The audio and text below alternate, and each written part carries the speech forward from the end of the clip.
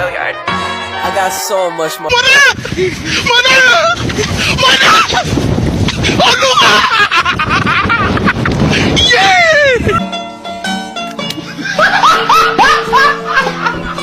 Are you ready, kids? Aye, aye, Captain! I can't hear you. Aye, aye, Captain! Oh!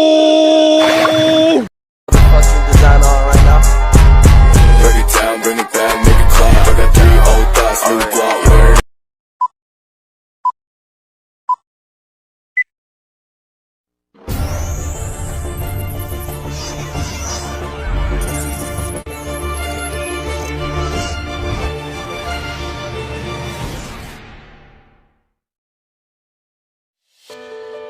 Assalamualaikum warahmatullahi wabarakatuh.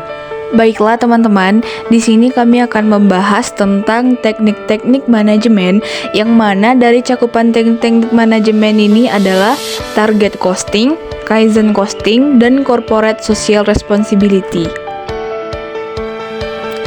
Pembahasan pertama, target costing. Target costing adalah strategi yang dapat digunakan perusahaan untuk merencanakan harga produk baru mereka sebelum mereka memproduksinya. Strategi ini memungkinkan perusahaan untuk menentukan apakah mereka dapat memproduksi produk baru dan mencapai tujuan laba mereka. Jika perusahaan menentukan melalui penetapan biaya target bahwa suatu produk tidak dapat diterapkan, mereka dapat membatalkan rencana produk. Selanjutnya, tujuan target costing. Yang pertama, mengurangi biaya. Tujuan ini adalah untuk mengurangi jumlah biaya pembuatan produk baru sehingga perusahaan bisa meningkatkan keuntungan yang dikehendaki dapat tercapai. Yang kedua, memotivasi. Tujuan ini adalah untuk memotivasi seluruh karyawan di perusahaan agar mereka juga bisa memperoleh laba target. Ketika dilakukannya pengembangan produk baru dengan menjalankan metode target costing di seluruh aktivitas perusahaan. Karakteristik target costing. Yang pertama, perencanaan. Karakteristik ini bisa digunakan pada tahap perencanaan dan desain. Sementara standar costing hanya digunakan pada tahap produksi. Selain itu, metode target costing juga lebih banyak digunakan pada tahap perencanaan dan desain. Yang kedua, perencanaan biaya.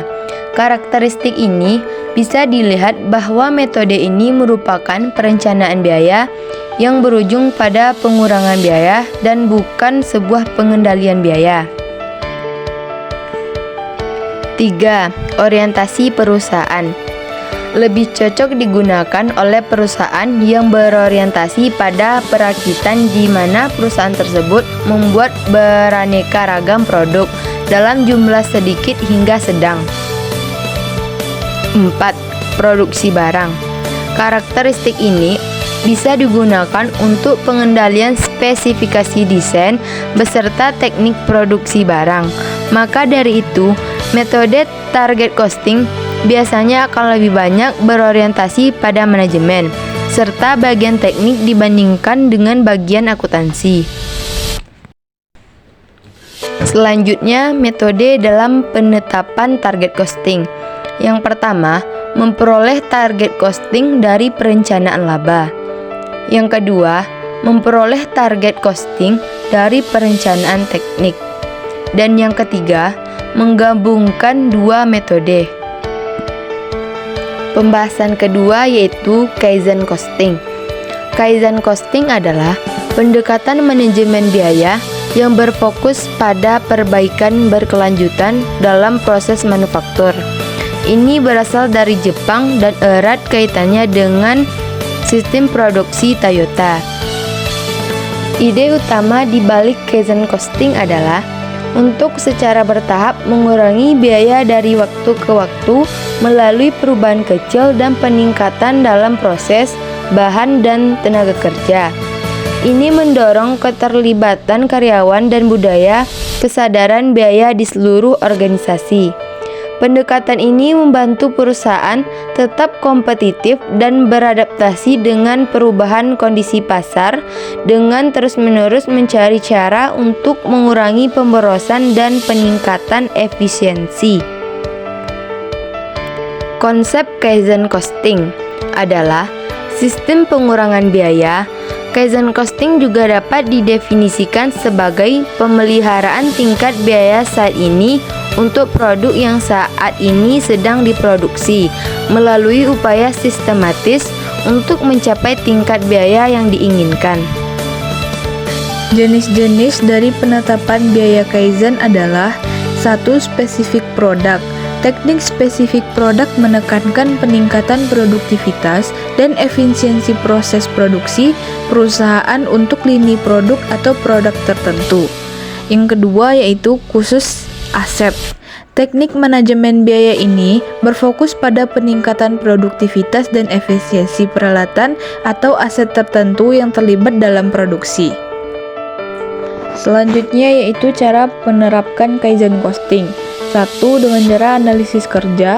Yang kedua, melihat gambaran besar kemudian fokus pada satu proses. Yang ketiga yaitu identifikasi kekurangan pada kegiatan produksi. Yang keempat, memperbaharui standar kerja. Dan yang kelima yaitu tidak ada yang sempurna. Selanjutnya pembahasan yang ketiga yaitu CSR atau bisa dibilang dengan Corporate Social Responsibility. CSR adalah istilah yang sering terdengar, terutama yang berkaitan dengan perusahaan. CSR adalah kegiatan perusahaan yang memiliki tanggung jawab secara sosial kepada masyarakat sekitar dan masyarakat secara luas hingga pemangku kepentingan. CSR merupakan suatu bentuk pertanggungjawaban yang dilakukan oleh suatu perusahaan kepada semua pihak yang ada di dalamnya dengan melaksanakan sebuah program yang memiliki manfaat. Dengan mempraktekkan CSR, perusahaan yang menyadari jenis dampak yang mereka timbulkan pada semua aspek masyarakat termasuk ekonomi, sosial, dan lingkungan. Selanjutnya adalah jenis-jenis CSR. 1. Penggunaan sumber energi terbarukan. Hal ini dilakukan agar perusahaan ikut serta dalam melestarikan sumber daya alam yang terancam punah. Yang kedua, rehabilitasi alam. Perusahaan memiliki tanggung jawab terhadap penjagaan alam. Yang ketiga, volunteering. Kegiatan ini bisa dilakukan secara rutin maupun insidental seperti mengirimkan tenaga pengajar ke daerah terpencil atau penerjunan tenaga relawan ketika bencana. Selanjutnya, pemberdayaan ekonomi karyawan. Dana CSR bisa dialokasikan untuk meningkatkan kemampuan karyawan agar bisa berdaya secara ekonomi. Selanjutnya yaitu filantropi. CSR merupakan aktivitas yang fokus pada kemanusiaan demi menolong orang yang membutuhkan. Manfaat CSR. 1. Bagi lingkungan hidup. Suatu perusahaan diminta tidak hanya mengejar keuntungan dalam jangka waktu tertentu, tetapi harus aktif berkontribusi terhadap kualitas lingkungan melalui dana CSR perusahaan. Yang kedua, bagi perusahaan.